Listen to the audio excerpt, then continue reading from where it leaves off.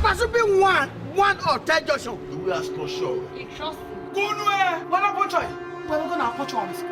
If I think, I really want to be mighty. Look at my day over there.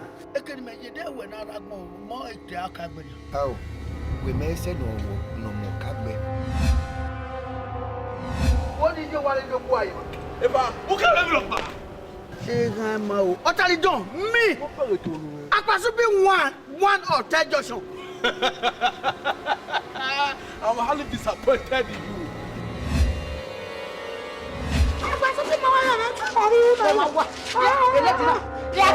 You are inviting.